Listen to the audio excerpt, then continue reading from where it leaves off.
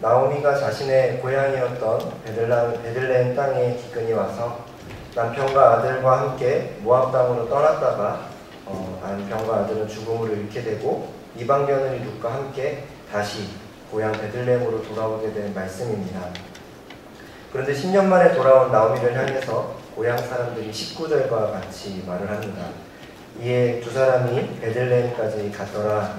베들레헴에 이를 때에 온 성읍이 그들로 말미암아 떠들며 이르기를 이가 나오미냐 하는지라 라고 말합니다. 이가 나오미냐라는 표현은 이 사람이 정말 우리가 알던 나오미가 맞는가 라는 반응입니다. 굉장히 충격을 받은 반응을 보여주고 있는데요. 그녀는 분명 남편과 두 아들을 내세우고 길을 떠났는데 새 남자는 그녀의 곁에 없고 그녀의 곁에는 생소한 이방 여인 하나 있을 뿐입니다. 또한 10여 년 전에 떠난 그녀는 젊고 당당했었는데 늙고 고생한 흔적이 역력한 수척해진 나오미가 되어 돌아온 그녀를 보고 놀라고 있는 장면입니다.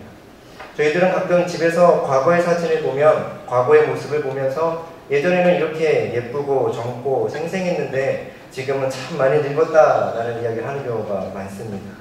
그리고 때로는 자신의 화려하고 아름다웠던 과거의 모습을 주변 사람에게 보여줄 때가 있는데 주변 사람들이 보통 반응을 하기를 진짜 이게 너야? 혹은 이게 진짜 집사님이에요? 라는 반응을 하는 경우가 더러 있습니다. 믿을 수 없다는 반응과 동시에 놀라움의 반응을 보이게 됩니다. 저도 가끔 집에서 제 과거 사진을 볼 때면 흠칫 놀라곤 합니다. 지금 나오미를 본 고향 사람들의 반응이 이런 것입니다. 믿을 수 없다는 반응과 동시에 놀라움과 반가움이 공존하는 신비한 반응을 보이고 있습니다. 그 반응을 보고 있던 나오미가 스스로 자신을 이렇게 이야기합니다. 20절을 보면 나오미가 그들에게 이르되 나를 나오미라 부르지 말고 나를 마라라 부르라. 이는 전능자가 나를 심히 괴롭게 하셨음이니라 라고 말합니다.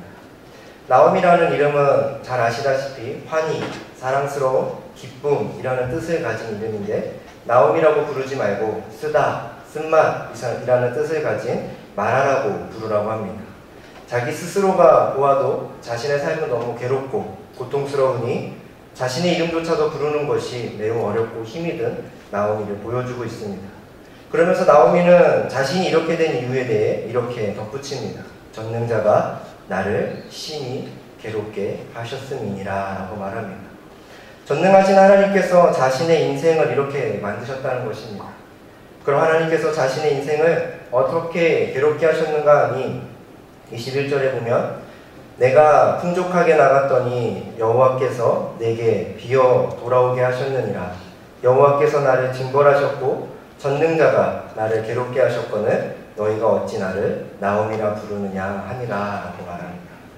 그녀의 슬픔은 자기가 10여 년 전에 베들레헴을 떠날 때에는 자신의 삶에 남편과 두 아들, 그 많은 재산들로 가득 차 있었는데 10년 만에 돌아온 나는 모두 잃고 텅 빈 삶으로 돌아오게 되었다는 것입니다. 이렇게 되어버린 자신의 삶에 나오미는 얼마나 괴로웠을까요? 영화 해바라기라는 영화를 보면 거기 김래원이 마지막에 하는 대사가 있습니다. 자신의 가족을 다 잃어버리고 자신의 가족들을 그렇게 다 잃게 만들어버린 조폭의 속으로 들어가 복수의 신에 불타는 울부짖음을 하죠. 꼭 그렇게 다 가져가야만 속이 후련했냐? 라는 이제 영어 대사가 있습니다. 마치 지금 나오미가 말하는 대사가 김래원의 대사처럼 하나님을 향한 탄식과 울부짖음이 섞인 한탄처럼 들리기도 합니다. 하나님 꼭 그렇게 다 가져가셔야만 했습니까? 라고 말할 수 있는 그런 상황처럼 충분히 보여집니다. 그러나 나오미의 저 외침은 욥기에 등장하는 욥의 외침과 같은 고백적인 외침이라는 것을 저희는 놓쳐서는 안 될 것입니다. 욥기 1장 20절, 21절에 보면 욥이 일어나 겉옷을 찢고 머리털을 밀고 땅에 엎드려 예배하며 이르되 내가 모태에서 알몸으로 나왔사온즉 또한 알몸이 그리로 돌아가올지라.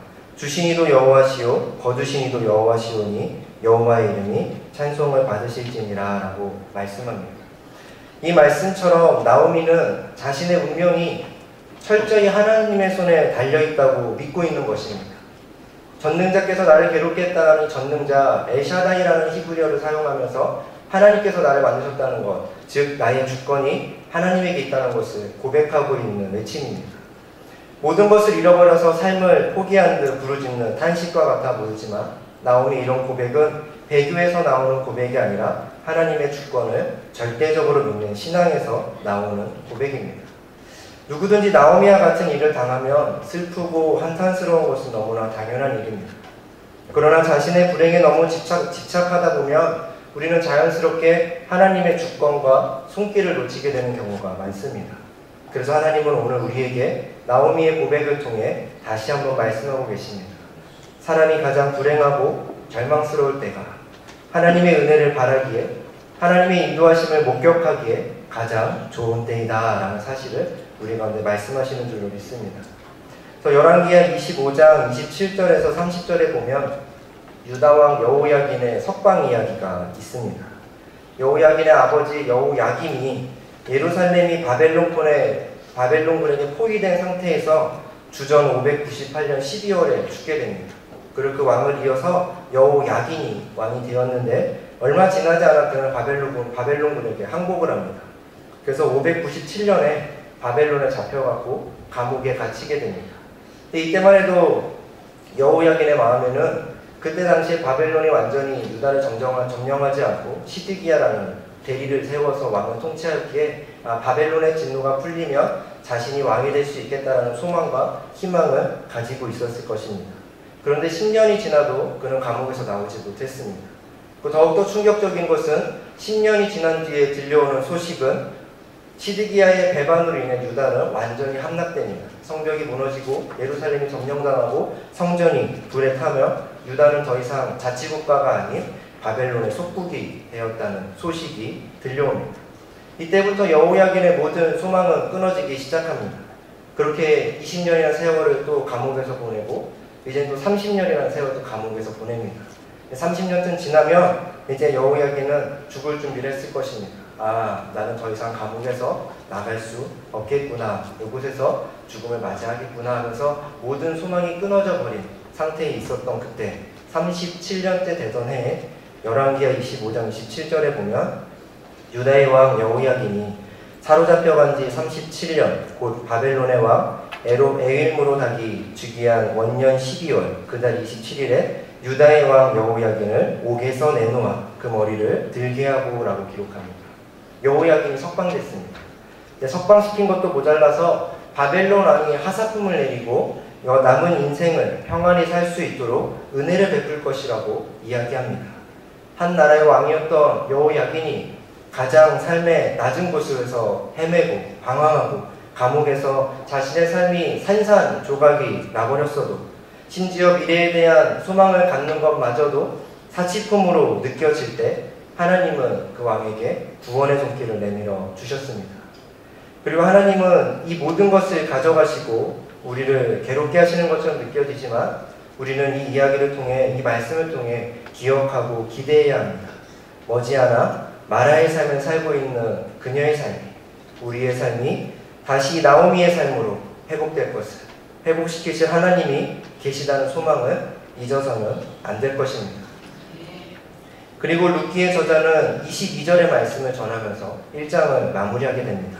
22절을 보니 나오미가 모압 지방에서 그의 며느리 모압 여인 룻과 함께 돌아왔는데 그들이 보리 추수 시작할 때에 베들레헴에 이르렀더라. 아멘.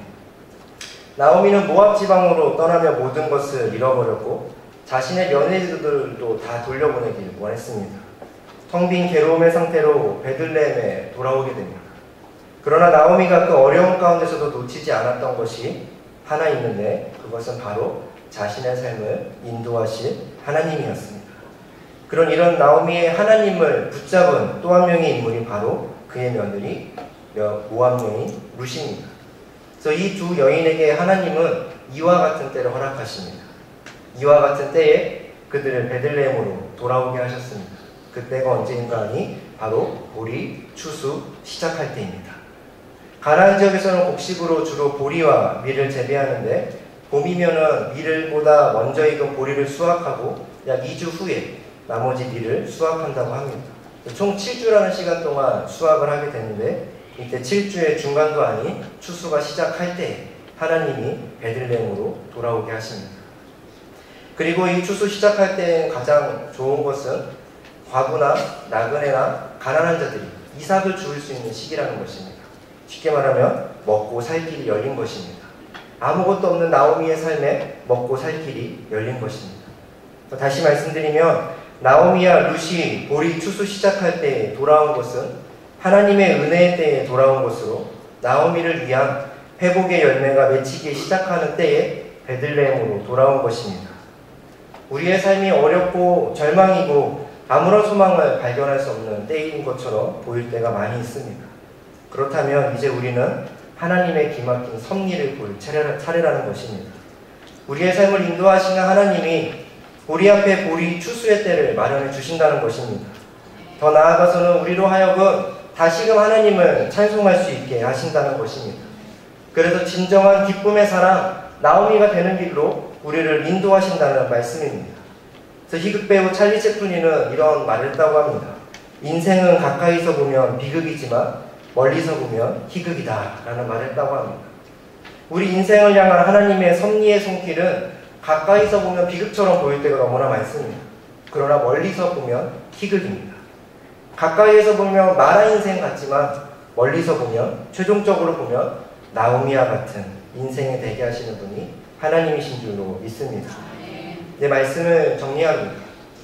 우리에게 일어나는 불행과 쓰디쓴 인생의 잔우로 인해 모든 것을 잃어버리게 된 듯하고 아무런 소망이 보이지 않을지라도 우리 모두 하나님을 놓치지 않았으면 좋겠습니다. 어려운 가운데서도 하나님을 놓지 않고 우리의 삶을 인도하실 줄 믿습니다 라는 믿음으로 살아가는 우리에게 하나님은 보리 추수 시작할 때인 은혜의 때를 마련해 놓으시고 그 은혜의 때로 인도하여 주실 것을 믿습니다. 그러니 절망과 좌절과 투덜거림보다는 하나님을 바라보면서 하나님의 섭리를 목격하면서 우리의 모든 괴로움을 기쁨으로 바꿀 수 있는 전능자 하나님을 믿으면서 살아가는, 그리하여서 은혜의 때를 맞이하게 되는 저와 우리 성도님들 모두가 되기를 주님의 이름으로 간절히 소망합니다. 기도하겠습니다. 하나님 아버지 감사합니다.